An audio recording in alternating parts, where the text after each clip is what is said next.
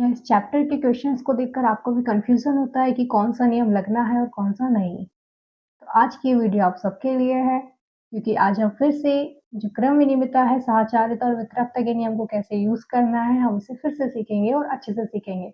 बात करते हैं लास्ट वीडियो में भी हमने जो 3 एग्ज़ाम्पल्स थे, उनको अलग-अलग तरह से सीखा था, जिसमें हमने नियम सारे रखकर देखे थे। और आज के भी सेशन में हम जो बाकी के एग्ज़ाम्पल्स हैं, उनमें भी ये नियम का कैसे प्रयोग करना है, उसको सीखेंगे। उसके साथ-साथ ही हम जो कुछ इम्पोर्टेंट रूल हैं, जैसे व्युत्क्रम, योज्य प्रतिलोम और गुणात्मक प्रतिलोम, उसको सीखेंगे।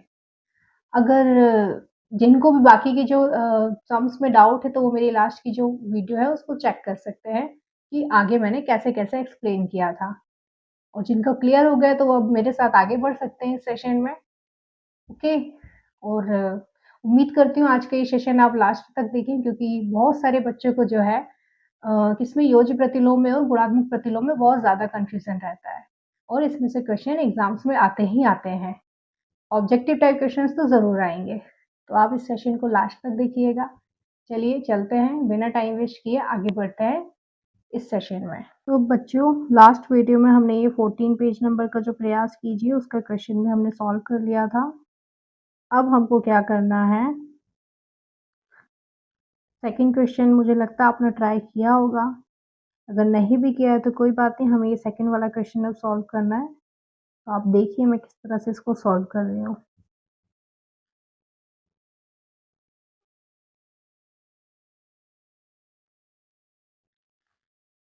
सेकंड क्वेश्चन दिया हुआ है,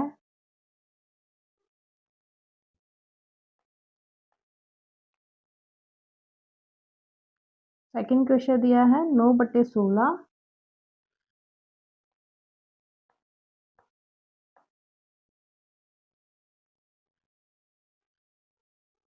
सेम पेज नंबर 14 का ही है ये, प्रयास कीजिए।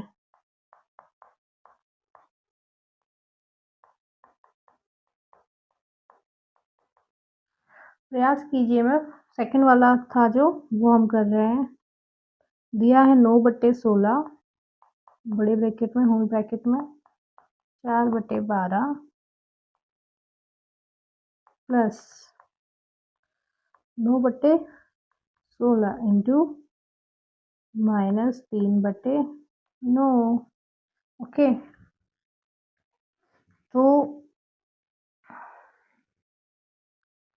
वितरण गुणधर्म फिर से हम क्या कर लेंगे, वितरकता का जो नियम था उसी से हम वापस से क्या करेंगे, इसको चेक करेंगे।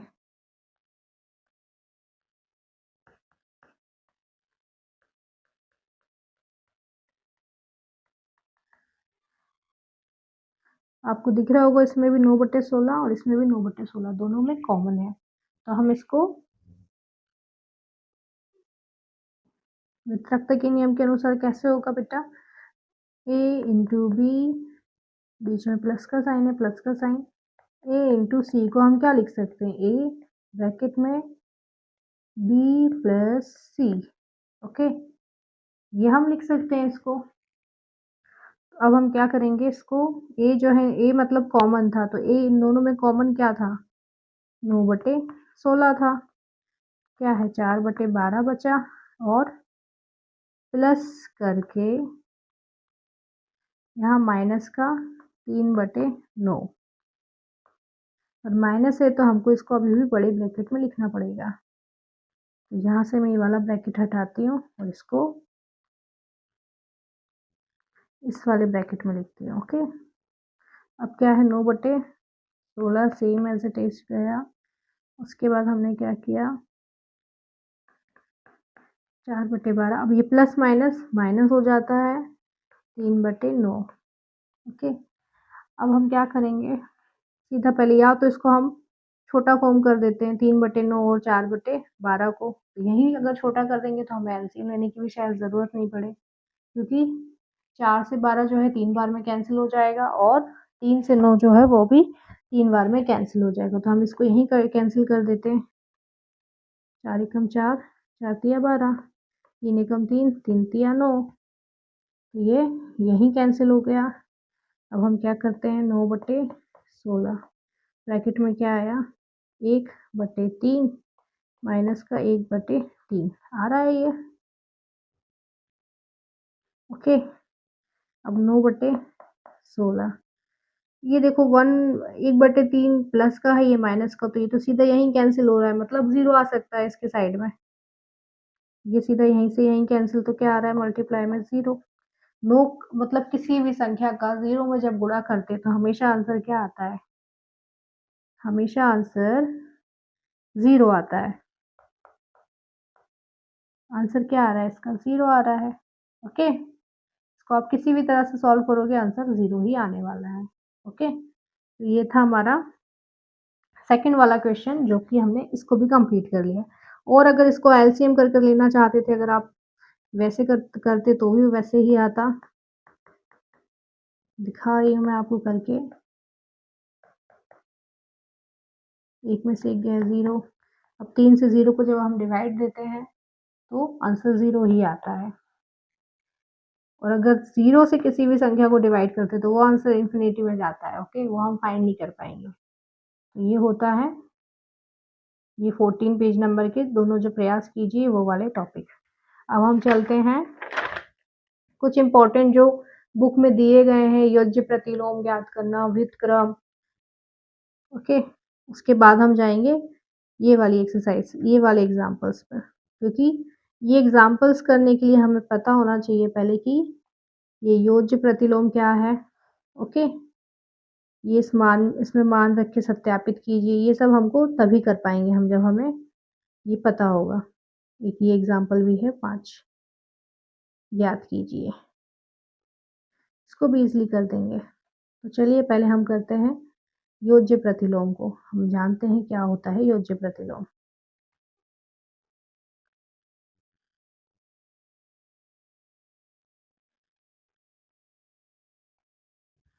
योज्य प्रतिलोम क्या होता है बेटा? किसी भी संख्या में अगर हमें प्लस करना है, योज्य प्रतिलोम सिंपल सा है कि उसको हमको सॉल्व कर कैलकुलेशन में हमको उसे 0 बनाना होता है।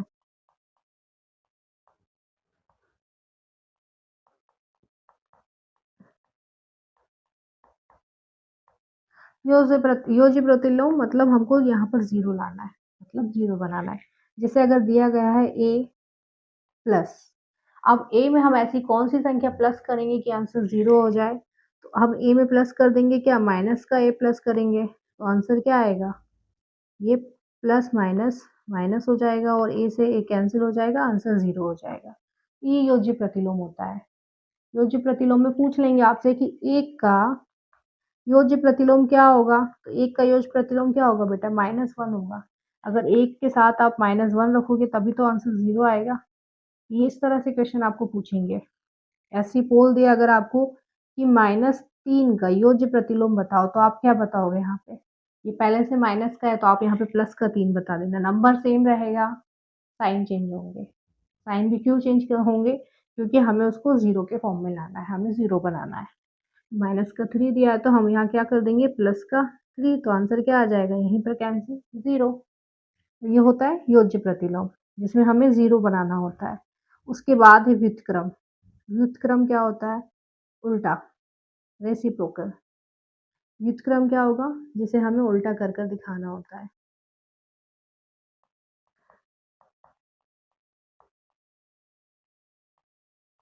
व्युत्क्रम, व्युत्क्रम क्या होगा? जैसे 3/2 है तो 3/2 का मतलब 3/2 का जो व्युत्क्रम होगा वो उल्टा हो जाएगा, मतलब सिंपल सा है, 2/3 हो जाएगा। इतना बस आपको याद रखना है, कोई इतना टेंशन की बात नहीं है। योज्य प्रतिलोम में हमको 0 बनाना था, व्युत्क्रम मतलब उल्टा। उल्टा है, व्युत्क्रम का नाम ही ऐसा, बोलने में आपको समझ में आएगा, मतलब उल्टा करना है, इसमें और कुछ नहीं है। जैसे a/b दिया है तो आपको क्या करना है? b/a। कुछ भी पूछ लेंगे आपको कि 5/7 का व्युत्क्रम क्या होगा, तो क्या लिखोगे आप? 7/5। सिंपल है, आंसर सामने ही है। बस आपको याद रखना है कि व्युत्क्रम होता क्या है। ऐसे ही अगर मैं कुछ भी बोल देती हूँ, जैसे -6/5 का व्युत्क्रम, माइनस का साइन वैसे ही रहेगा, 5/6 हो जाएगा, साइन वैसा की वैसा रहेगा, साइन यहाँ चेंज नहीं होता। ओके, तो ये था व्युत्क्रम। पहला था हमने योज्य प्रतिलोम। योज्य प्रतिलोम में हमने क्या पढ़ा कि हमको कैलकुलेशन है, मतलब प्लस करने पर जो है हमको वैल्यू 0 लानी है। अगर प्लस में वैल्यू दिए तो उसी का माइनस में आंसर आएगा, माइनस में वैल्यू दिए तो प्लस का आंसर होगा योज्य प्रतिलोम में। उसके बाद है व्युत्क्रम, जिसमें उल्टा बताएंगे हम। उसके बाद आता है क्या, गुणात्मक प्रतिलोम। ये भी है आपकी बुक में। तो गुणात्मक प्रतिलोम, इससे भी क्वेश्चन दिए हैं आपको।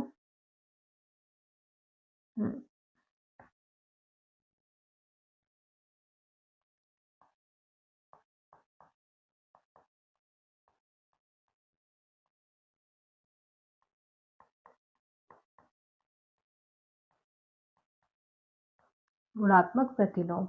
गुणात्मक प्रतिलोम क्या है बेटा, यहाँ मल्टीप्लिकेशन वाला सीन है। अगर हमको, मतलब इसमें क्या है, गुणात्मक प्रतिलोम मतलब गुणा तो करना है। ये तो आपको इससे समझ में आ रहा होगा कि हमको वैल्यूज में गुणा करना है। योज्य में हमको योग करना है, मतलब प्लस करना है। और प्लस करने पर क्या आना चाहिए, 0 आना चाहिए।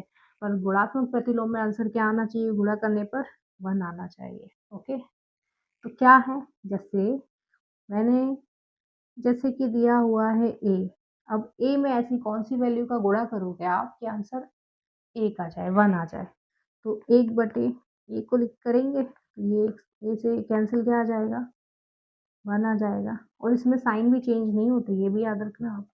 यहाँ पर साइन चेंज नहीं होंगे।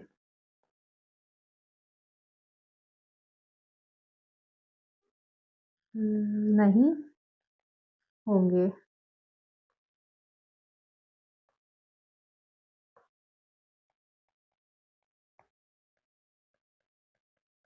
साइन चेंज नहीं होंगे, याद रखना, क्योंकि हमको सिर्फ आंसर 1 में चाहिए। ओके, तो जो संख्या दी है उसी का सीधा 1/2, 2/5 ऐसे करके लिखोगे तो आंसर आपका वैसे ही आ जाने वाला है, 1 आ जाने वाला है। जैसे कि आंसर दिया है -3 का गुणात्मक प्रतिलोम बताओ। तो गुणात्मक प्रतिलोम इसका क्या आ जाएगा, 1/3। माइनस का साइन था तो माइनस का साइन। ओके, ऐसे ही बोला अगर आपको कि 5 का गुणात्मक प्रतिलोम बताओ तो 1/5। मतलब आपको सिर्फ इस फॉर्म में यहाँ पर लिखना है, 1/5, 1/3। क्योंकि आप अगर यहीं पर इस 13 में, -13 में 1/-13 का गुणा करोगे तो ये कैंसिल हो जाएगा, आंसर आ जाएगा 1। हमको सिर्फ यहाँ पर याद रखना है कि हमें आंसर 1 चाहिए, बस 1 आंसर हमको आना चाहिए यहाँ पर। तो उसमें साइन बिल्कुल चेंज नहीं होंगे, गुणात्मक प्रतिलोम में बिल्कुल भी साइन चेंज नहीं होगा। साइन किस में चेंज होंगे, योज्य प्रतिलोम में, क्योंकि वहाँ हमको 0 बनाना है। गुणात्मक में पहली बात तो गुणा होगा और आंसर 1 आना चाहिए।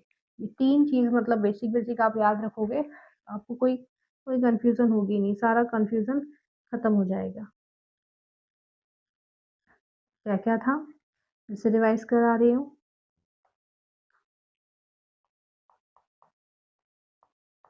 योज्य प्रतिलोम,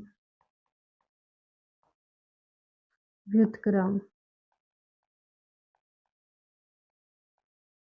और गुणात्मक प्रतिलोम।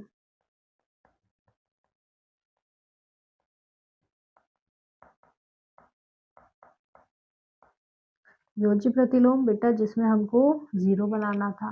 ओके, प्लस करने पर, योज्य में प्लस करने पर हमको क्या आंसर आना था, 0। व्युत्क्रम मतलब उल्टा, मतलब 2/3 को हम क्या लिखेंगे, 3/2।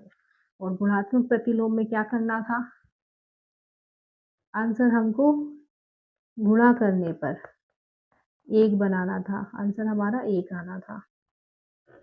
जैसे कि x दिया है तो x का गुणा करने पर 1/x, आंसर क्या आ रहा है, हमको यहाँ पे 1/x लिखना है। क्या आ जाएगा, ये कैंसिल होगा तो 1 आ जाएगा। ओके, तो गुणात्मक प्रतिलोम क्या है, तो गुणात्मक प्रतिलोम जो पूछेंगे तो उसका गुणात्मक प्रतिलोम ये होगा। बस आंसर हमको 1 लाना चाहिए, जिससे हमें पता चले कि क्या है गुणात्मक प्रतिलोम। तो ये था आपका बेसिक इसका। अब हम चलते हैं आगे के जो सम्स दिए हैं उस पर। ये आपकी बुक में दिया हुआ है जिसे हम सॉल्व करने वाले, ये रहा। ये है पेज नंबर 14 पर ही है सेम, एग्जाम्पल नंबर 3। यही बता देती हूँ इसको मैं। निम्नलिखित के योज्य प्रतिलोम लिखिए। माइनस मैंने क्या बोला था, योज्य प्रतिलोम, मतलब प्लस करने पर जिसकी वैल्यू 0 हो जाती है, प्लस करने पर जिसकी वैल्यू 0 हो जाती है। तो 0 करने के लिए हम क्या करते हैं, यहाँ पर माइनस का 7/19 है, माइनस का 7/19 में हम माइनस का 7/19 है, अगर हम उसमें ओफ बहुत ज़्यादा है,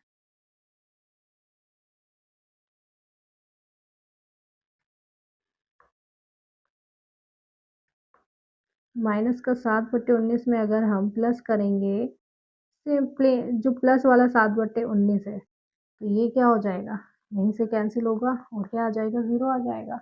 हमको यही तो करना था, इसमें यही करना था ना। तो क्या है इसका योज्य प्रतिलोम, 7/19 का योज्य प्रतिलोम क्या हुआ, 7/19 का योज्य प्रतिलोम बेटा होगा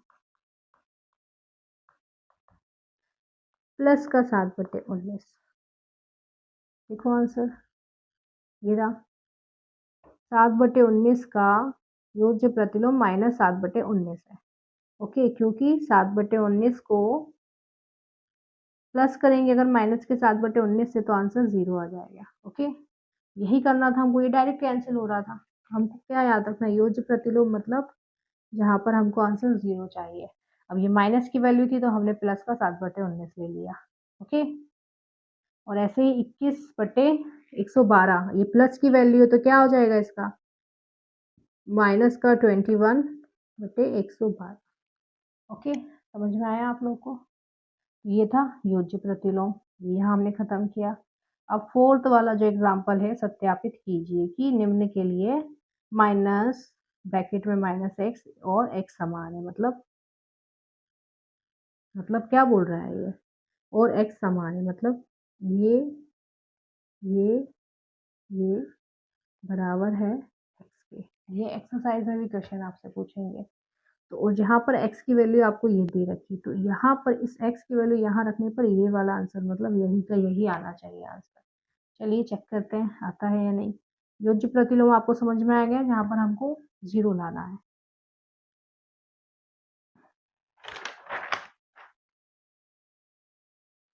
चलिए नेक्स्ट फोर्थ वाला जो है, इसको करते हैं।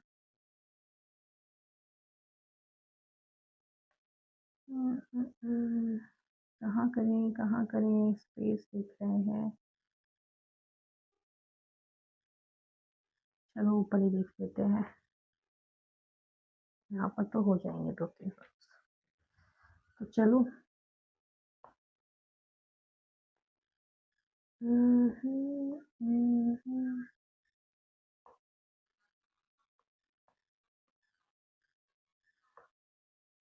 तो देखो दिया हुआ है, कौन सा एग्जाम्पल था ये,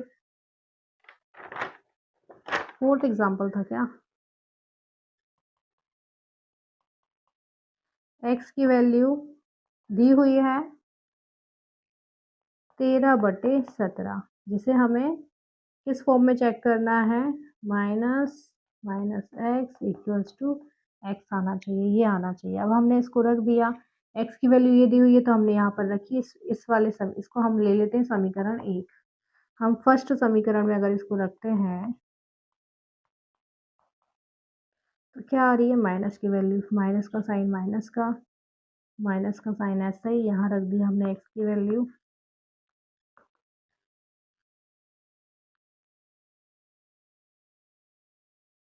ओके, हमको ये पता है कि यहाँ पर x की वैल्यू ये है। अब क्या दिया हुआ है, एक साथ लेके चलते हैं, माइनस माइनस क्या हो जाता है बेटा, प्लस हो जाता है। तो 13 के आगे क्या आ गया, प्लस का साइन x।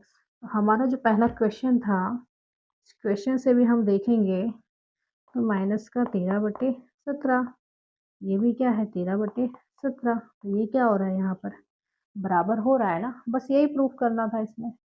देखो इसमें यही बोला था इन्होंने, इसको आप चेक कीजिए, ये रहा, सत्यापित कीजिए कि निम्नलिखित के लिए माइनस एक्स और एक्स समान है। तो ये हमने इसकी वैल्यू रख के देखी, तो ये इक्वल आ गया। ओके, हमें प्राप्त है कि x इक्वल्स टू 13 और x का योज्य प्रतिलोम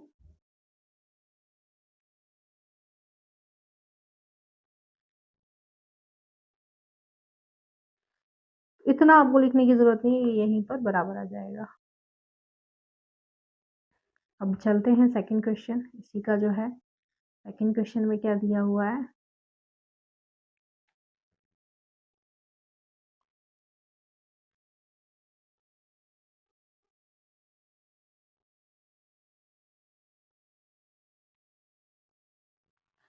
सेकंड क्वेश्चन में दिया हुआ है x की वैल्यू दी हुई है 21, हमें रखनी किस वैल्यू में है,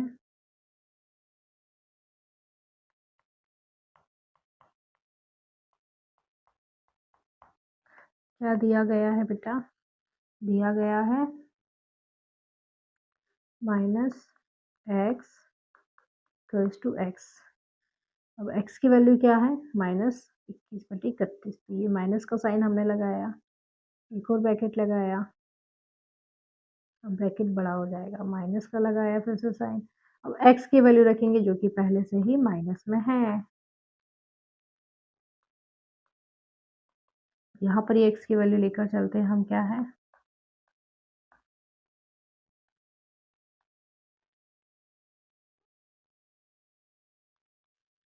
माइनस माइनस क्या होता है, प्लस हो जाता है। ये ब्रैकेट जब ओपन होगा तो क्या हो जाएगा,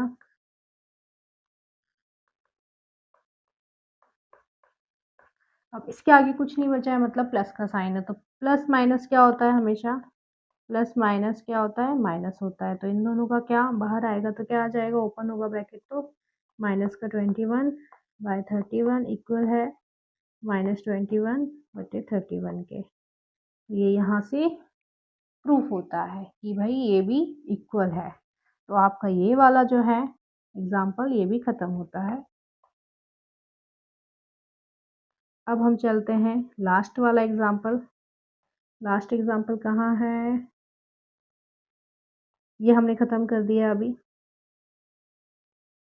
ये हमने सारा अभी खत्म किया। अब हम चलते हैं ये वाले एग्जाम्पल पे, क्या दिया है, फिफ्थ वाला पेज नंबर 15 पर है, ज्ञात कीजिए। क्या ज्ञात कीजिए, देखते हैं ज्ञात करने को क्या दे रहा है, हम इसे ज्ञात करेंगे।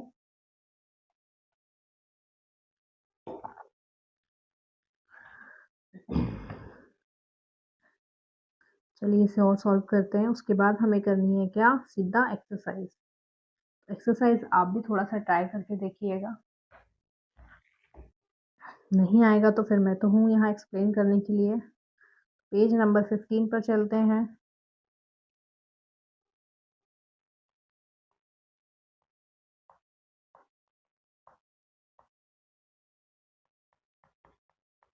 एग्जाम्पल 5, क्या लिखा है, 2/5 इंटू -3/7 -1/14 -3/7 इंटू 3/5, ये सब कुछ लिखा हुआ है।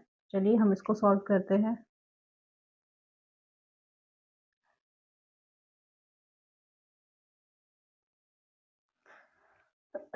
तो हमको इसमें क्या समझ में आ रहा है, हम क्या करें इसको, इसमें -3/7 और -3/7 इसमें भी है, दोनों में है, तो क्या कर सकते हैं हम इसको, हम इसको दूसरे फॉर्म में लिख सकते हैं, या ब्रैकेट हटा हटा के थोड़ा सा चेंज कर सकते हैं ना, या एक ही ब्रैकेट में लेकर आ सकते हैं, एक ही ग्रुप में लेकर आ सकते हैं, ऐसा कर सकते हैं। चलिए करते हैं। पहले क्या करेंगे, क्रम विनिमयता के नियम से हम इसको थोड़ा थोड़ा चेंज कर देते हैं, ओके, इससे इजी हो जाएगा। चलिए कौन सा नियम है, क्रम विनि क्रम विनिमयता, ओके, क्रम विनिमयता में क्या कर देंगे हम,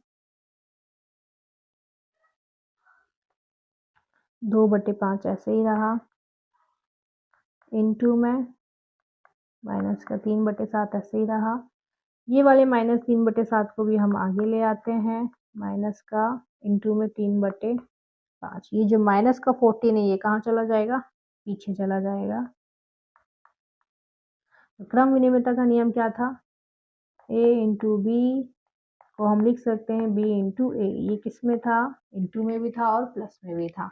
ओके, अभी हमको क्या दिख रहा है, ये इंटू दिख रहा है, मल्टीप्लिकेशन दिख रहा है, तो अभी हम इसको ले लेते हैं। ओके, तो मल्टीप्लिकेशन में हम इससे हम ऐसे सॉल्व कर सकते हैं। ठीक है, तो अब हमने क्या किया, इसको 2/5 इंटू में -3/7। ठीक, और 3/5 के आगे कुछ नहीं है, इंटू है। हमने क्या किया, प्लस का साइन लगाया, ये 3/5 को आगे लिखा, ये मल्टीप्लिकेशन में है तो ये ब्रैकेट में हमने इसको भी 3/7 ले लिया माइनस। अब आप ये देखो, इसमें ये माइनस का 1/14 साथ चलता रहा।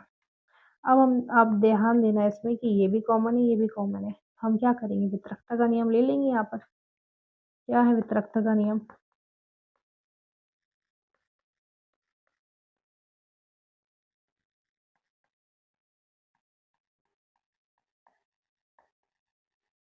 वितरकता का नियम क्या था,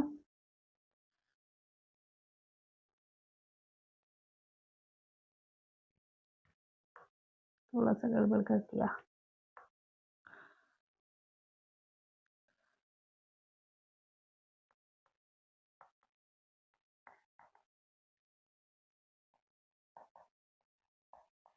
यही था, ए ब्रैकेट में बी प्लस सी, तो क्या हो रहा है, ए इंटू बी और ए इंटू सी, यही था। तो हम इससे क्या करेंगे, इसमें ए कॉमन था, ये ए कॉमन था तो हमने यहाँ लिख दिया था। ऐसे ही हम इसमें क्या करेंगे, माइनस का 3/7 बाहर निकाल लेंगे, कॉमन है दोनों में। ये वाले सम्स आते हैं तो आपको कुछ नहीं करना है, आपको सिर्फ देखना है कि कॉमन क्या है और हम कैसे इसको सेट करके प्लस माइनस का सब ध्यान रख के हम इसको नियम के अनुसार बाहर निकाल सकते हैं। 2/5 ले लिया और प्लस का 3/5, सीधा मैंने माइनस का साइन के साथ ही उसको बाहर निकाल लिया, तो ये प्लस का बचा, ये माइनस का, ये भी गलत लिखा है मैंने, ये भी गलत लिखा है, इसको ठीक करती हूँ। 3/5, ये माइनस का 1/14।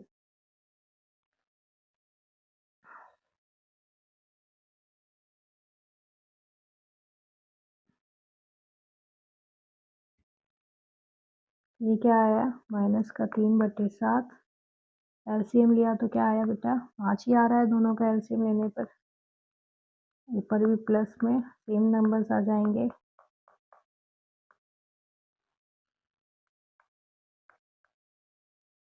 क्या आया, 3 में 2 प्लस किया तो 5/5 माइनस का 1/14। ये एक बार में कैंसिल, मतलब 1, तो माइनस का 3/7 इंटू में 1 माइनस का 1/14, यह आ रहा है। अब इसका डायरेक्ट मल्टीप्लिकेशन किया तो माइनस का 3/7 1/14, क्या आया आंसर हमारा,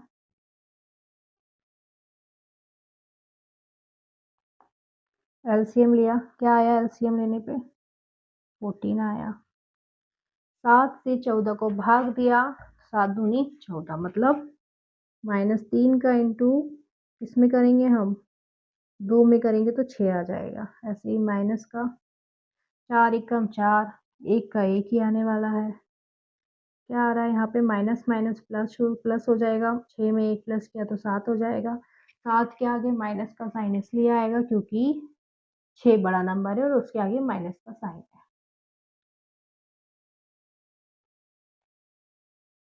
ओके, अब यहाँ क्या, 7 के पहाड़े से ये जाने वाला है, क्या कैंसिल होगा, ये यहाँ पर देखो,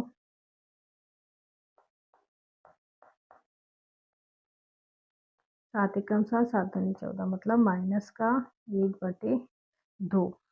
क्या आ रहा है इसका आंसर, आ रहा है माइनस का 7/2 इसका आंसर है। तो आज हमने ये बुक के जितने भी एग्जाम्पल्स थे उसको ख़त्म कर लिया है। कल हम स्टार्ट करेंगे नया एक्सरसाइज। 1.1 एक्सरसाइज हम कंप्लीट करेंगे। उसके बाद हमको क्या पढ़ना है, नंबर्स को रेखा पर बताना है, परिमेय संख्याएं फाइंड करनी है। ये सारा चीज़ें हम नेक्स्ट वीडियो में सीखेंगे। ओके, तो आज तक के लिए आपके लिए सारे एग्जाम्पल्स थे। सब सारे एग्जाम्पल्स को खुद से प्रैक्टिस करो, 2-3 बार खुद से कर करके देखो, तभी आपके दिमाग में अच्छे से बैठेंगे। और जो एक्सरसाइज है उसको थोड़ा-सा खुद से ही ट्राई करने को मतलब खुद से ही आप स्टार्ट करो कि आप खुद से प्रैक्टिस करो। ओके? होमवर्क में तो आपको यही रहेगा कि एक्सरसाइज को सॉल्व करना स्टार्ट करो। फर्स्ट क्वेश्चन जो ये है आप कर ही सकते हो ये। न्यू वीडियो में नेक्स्ट वीडियो में मैं एक्सरसाइज 1.1 स्टार्ट करूँगी। ओके? बाकी सारी वीडियो का आप अच्छे से रिवीजन कर लेना। मिलते हैं नेक्स्ट वीडियो में। Bye bye. तो बच्चों, आज की वीडियो में हमने जो 3 एग्जाम्पल्स हैं उनको बहुत अच्छे से क्लियर किया है, बहुत अच्छे से हमने उसको समझा है। उसके साथ-साथ ही हमने व्युत्क्रम, योज्य प्रतिलोम और गुणात्मक प्रतिलोम को भी बहुत अच्छे से समझा है कि उसका बेसिक कॉन्सेप्ट है क्या। उम्मीद करती हूँ कि आप सब घर पर बहुत अच्छे से प्रैक्टिस करेंगे इन सब की, क्योंकि मैथ्स प्रैक्टिस करने से ही आपकी स्ट्रॉन्ग होगी। उसके बाद जो एक्सरसाइज के क्वेश्चन है उसमें ये योज्य प्रतिलोम, गुणात्मक और व्युत्क्रम के बेसिस पे भी क्वेश्चंस हैं। उम्मीद करती हूँ आप सब प्रैक्टिस करो। ओके, और आज की वीडियो आप सबको पसंद आई है तो वीडियो को लाइक और शेयर ज़रूर करना और सब्सक्राइब करना मत भूलना। मिलते हैं नेक्स्ट वीडियो में।